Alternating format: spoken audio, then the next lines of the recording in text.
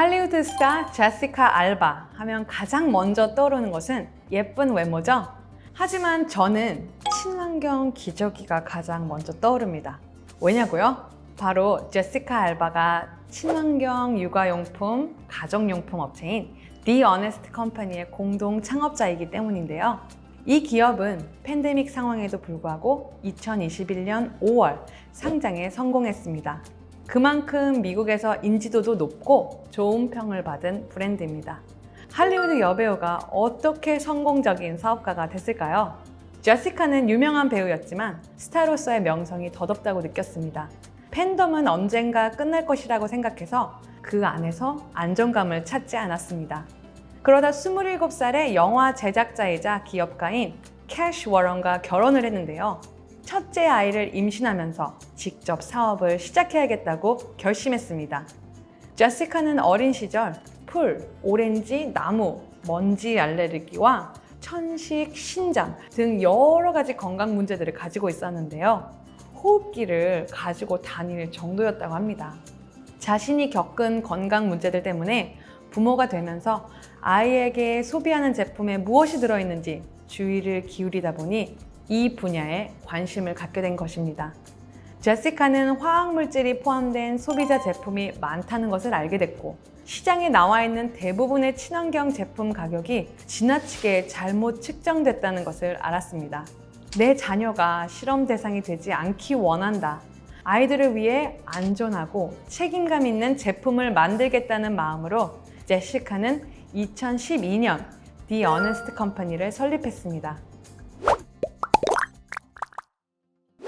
사업을 시작하면서 그녀가 집중했던 것은 현실을 직시하는 것입니다.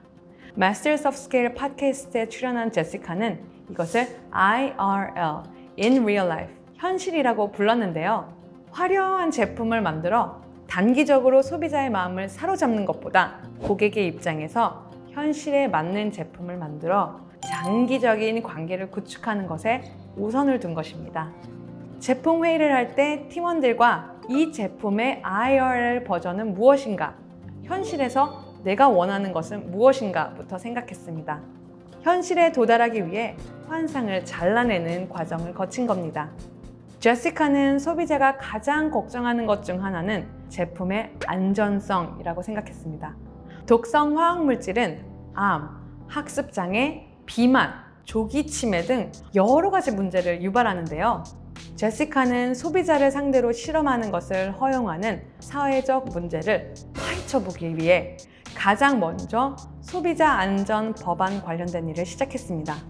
안전 테스트를 거치지 않은 화학물질이 포함된 제품들을 신고하고 소비자 안전 법안을 지지하고 투표할 수 있는 사람들을 만났습니다.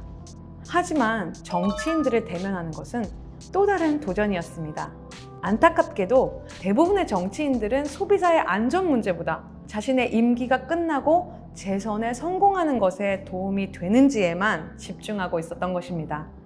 제시카는 인간의 건강이 정치화돼서는 안 되는데 그렇게 되고 있다는 사실에 좌절했습니다. 그렇다고 고객의 입장에서 IRL을 생각하는 제시카는 포기할 수 없었습니다. 제시카는 난관에 부딪혀도 확고한 신념을 가지고 다른 방식으로 접근했습니다. 온라인을 통해 글로벌 커뮤니티와 소통했는데요. 소셜미디어를 활용해 사람들에게 이 문제를 알리고 대안으로 구입할 수 있는 책임감 있는 목적지 The Honest Company를 소개했습니다. 제시카는 회사 제품과 서비스를 만들 때도 자신의 현실 경험과 실제로 사용하는 고객의 입장에서 결정했습니다. 잠이 부족한 부모를 위해 어떻게 하면 그 부모의 마음에 평화를 줄 수 있을까? 임신한 사람들은 어떤 점이 가장 불안할까? 제시카는 육아를 하며 어떤 것들이 힘들었는지 생각해 봤습니다. 밤에 아기 기저귀를 갈아야 하는데 기저귀가 부족할 때 육아에 지친 제시카와 남편은 서로 비난했습니다. 샴푸나 세탁세제가 떨어졌을 때도 마찬가지였습니다. 이런 일을 다른 사람들이 겪지 않게 하기 위해 The Honest Company 제품의 구독 서비스를 론칭했습니다. 제시카가 이 구독 서비스를 창조해낸 것은 아니지만 회사의 사명을 결합한 구독 서비스는 처음이었습니다. 물론 이 모든 과정이 쉽지는 않았습니다.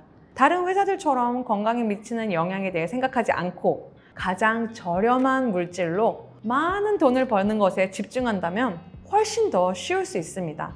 하지만 장기적으로 볼 때 고객의 현실을 생각하고 행동하는 것이 더 큰 성공을 가져다 줄 수 있습니다. 고객의 입장에서 생각하면 고객으로부터 신뢰를 얻을 수 있기 때문인 거죠. 이 스프레이는 향기가 좋아요.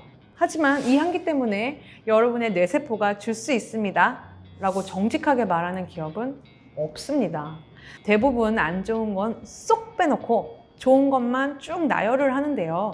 제시카는 그런 기업에게 우리는 이번 분기에 2% 더 돈을 벌어야 하기 때문에 저렴하지만 검증되지 않는 위험한 성분을 사용했습니다. 라고 왜 정직하게 말하지 못하냐고 호소합니다.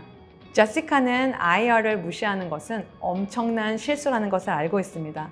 처음부터 속임수와 탐욕을 버리고 소비자의 IRL 버전을 선택하는 것이 제시카가 사업가로 변신에 성공한 비결입니다.